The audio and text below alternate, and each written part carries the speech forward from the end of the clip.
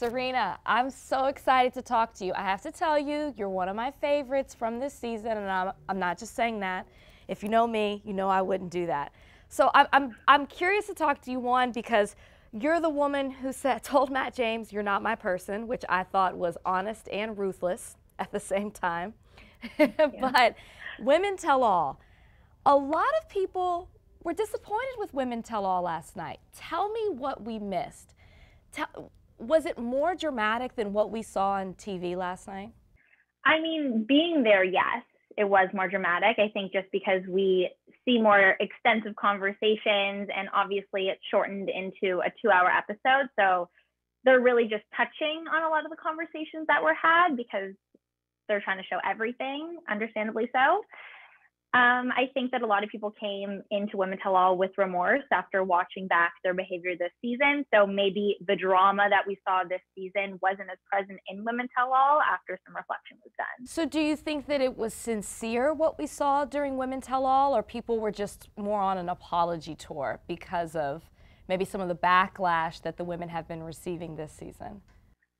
I am inclined to believe that it was sincere, knowing these women and having been in the room and listening to these conversations and these apologies. I do think that the apologies that we heard came from a place of regret and self-reflection and hearing back the words and being able to see their impact, right? I mean, we don't get to see what was said in interviews and in all the conversations that go on. So I'm hopeful, and I want to believe that they were sincere apologies.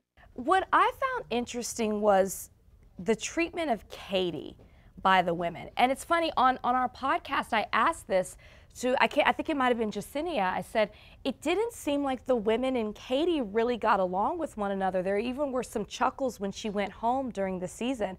What was your take on the way that Katie was treated, and do you think that she was treated fairly?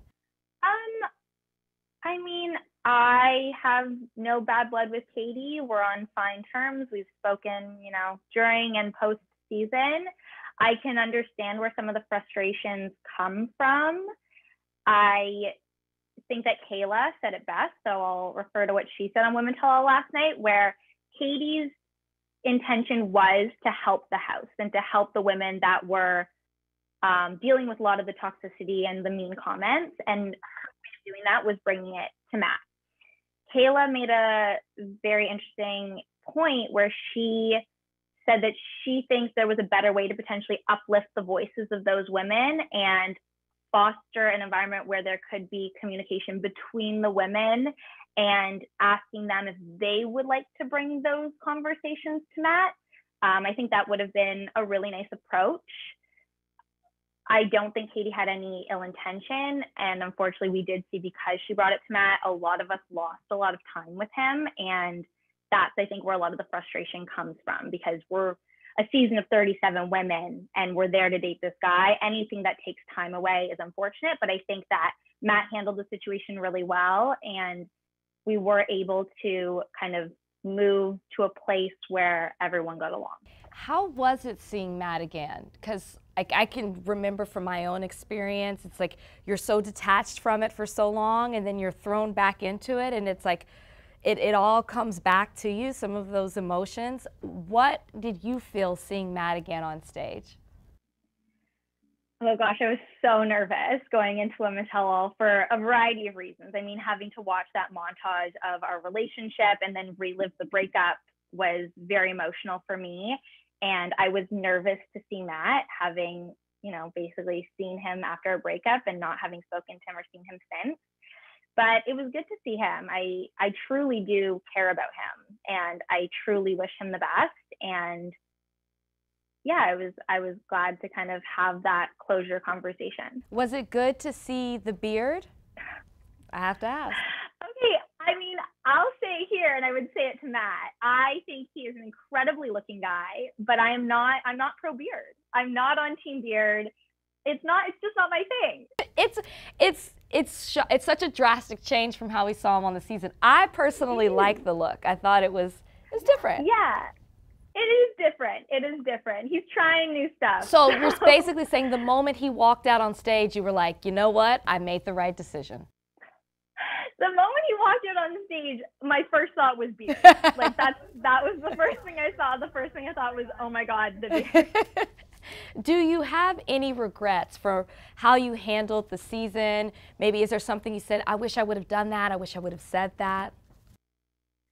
I mean, look, hindsight's always 20/20, but I do believe I made the best decisions for myself and for Matt, my relationship while I was there. And they were hard decisions, but I learned a lot and I'm grateful for that time. And I don't have any regrets. One of the things I think that I've always wondered about since you left the show, if you hadn't had that conversation with your family, do you think that you would have self-eliminated? I think that those feelings and those doubts I was having would have come to the surface. I think my family just brought them to the surface faster. And I said this at Women Tell All, I believe. I went into hometowns looking for clarity. And I thought that clarity was me wanting to find out and have that feeling Matt's my husband. And that's not the clarity I got, but it was still a great opportunity to reflect on where I was at and have those tough conversations with my family, and then be able to go and reflect independently with myself and really evaluate where I was at and where this relationship was going, not just within the show, but long term, into a potential marriage. Serena, a lot of people were upset about the poutine. Is that how you say it? Yeah, poutine. What do you think? Because I've seen what it's supposed to look like versus what we got on this show. So I lifted the lid, and I think I looked at Matt and was like, if you come to Canada, this is not what you're getting. I mean, it was close. It was a little cold. It's not the best poutine I've had, but I was just happy to kind of share that piece of Canada with it. It looked like play food. You know what I mean? Like it looked like it didn't look real. No, and it didn't taste real. And Matt was like, this is great. And I was like, you don't have to lie, Matt. We see it. I was like, you're lying. With the women, there's been a lot of talk about the relationships between the women on Matt's season, and there's just been so much drama and cattiness, to be honest, surrounding the women of the season. What is your relationship like with the women of the season, and who are you the closest with? I would say I have a really good relationship with a lot of the women of the season. I do think the friendships were missed this season, and they do exist. I know it's hard to believe watching what was shown and all the drama and a lot of the language used, but there are strong friendships. I mean, I've definitely built some amazing ones. I still keep in contact with many of the women today. Bree and Michelle are some of my closest friends. I think me, Rachel, Bree, and Michelle are all kind of bonded through what we went through and kind of the journey we went on together. But yeah, I still keep in touch with Chelsea and Abigail and Piper and a lot of the women from this season. And I'm grateful that I was able to make those friendships. It's good to know. It's the secret of the show. It's like the people that you spend the most time with are the ones you live with. And if you can establish strong friendships, then you'll be successful on the show, no matter what happens. I have to ask you, because you are a fan favorite, are you interested in being the Bachelorette? If they choose you, will you say yes? I would definitely consider it. My focus has definitely been on this season right now and just trying to get through all of this. I can see how this works, though. Coming into the show, I was definitely a skeptic. And I was like very excited to meet Matt, but let's see how this goes. Let's see if this can actually work. And as much as I left without Matt, I believe in the process. And if they were to offer it to me, it would definitely be something I would consider. You have to say yes. Serena, there's no other answer. Like I tell people this as a former Bachelorette. If they ask, you say yes. You deal with everything else later. I got married from the show. You don't say no to this opportunity. True. You say yes. You're proof that this works. There are 3 ladies still left in the process, on the journey. Of the 3, who do you think is best for Matt?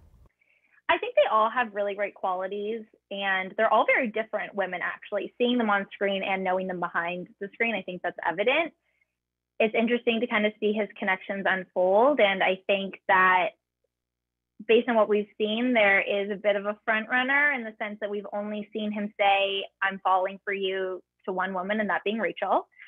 So I'm curious to see how this season unfolds. Yeah, because the way they keep teasing it, it's like you think you know, but you have no idea. And I'm like, okay, you're kind of giving us a lot. So like, what's happening here? I need some insight. Who do you think ABC should choose to be the next Bachelorette? There's only one answer here, Serena. Is the answer me? Is that what you're looking for? Serena, I need you to be definitive with this. You have to speak this into existence. There's no shame in that. All right. We're manifesting Serena P as Bachelorette then. I don't think people will be upset. I do not think they will be. I will ask you this. When going back to Katie and just seeing how some women understood what she did, some women didn't, do you think that what she did created more drama, or do you think it helped stop the bullying that was going on in the house? I truly think it's so hard to know, because in one way, it brought a lot of the drama into Matt, into other relationships. It kind of spread it. You know, I was very much removed from the drama, and it started impacting my relationship as someone who wasn't even involved in it by bringing it to Matt. But it's really hard to know, if she hadn't done that, if it would have been squashed and solved, and, you know, those instigators, if they were still around, what that would have manifested into. So I would have loved to see the drama solved between the women that were involved in it and the women that were hurt by it, versus bringing it to Matt. But I think we'll never really know if that would have been able to happen. Okay, Serena, how did you stay out of it? It just seemed to be, you know, encompassing the whole house. How did you manage to stay out of all the drama? Well, I mean, with the Sarah thing, I wasn't even there. I mean, I was on my date. So I saw Sarah, who went to the erotica date, came back, and then I never saw her again. She was gone the next morning when I woke up. So I guess you could say I lucked out in a way, in that sense, that I didn't have to be in that room and witness that encounter, because obviously it was uncomfortable to watch. I can't imagine sitting in that room and experiencing it. And then other things, I mean, there's so many women this season. I'm not in every conversation, every room, every girl chat. There's things that I was literally finding out watching the show, or so much later. I mean, I remember Ryan telling me Victoria had called her a hoe like 2 weeks later. And I was just like, how did I miss this? What has been going on? So I'm grateful to have been out of it. That was definitely not my main focus there. But now that it's over, I definitely want to show the women support who were hurt by the words that were used and are obviously rightfully upset. Last question. Twittersphere was going crazy last night at Heather Martin. Was she at Women Tell All, or was she not? I mean, I cannot confirm or deny, but I encourage you to run the tape. We saw the pictures. We saw the pictures, okay? Why was Heather Martin there or not?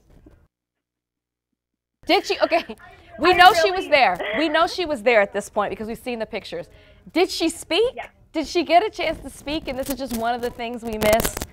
We weren't, you know. I mean, she was mic'd up. She was mic'd up. So I can. Once again. I would Heather. Reach out to Heather Martin. Yeah, once again, I don't even know why she came, to be honest with you. That's just my opinion, but you know. Who am I? Who am I, Serena? All right, Serena, so great to talk to you. Such a pleasure. So fun watching you this season. We hope to see more of you, whether it's as the Bachelorette or on the beaches of Paradise. Would you do Paradise if offered? I would consider it. Yeah, I would consider it. Consider it. You're good. You're good. I like consider. That's the golden word here. You've been prepped well, Serena. Thank you. Okay, thank you so much. Take care. Thank you so much, Rachel. Have a good day. Thank you for watching. If you want more extra, hit the subscribe button and the bell so you'll never miss a video.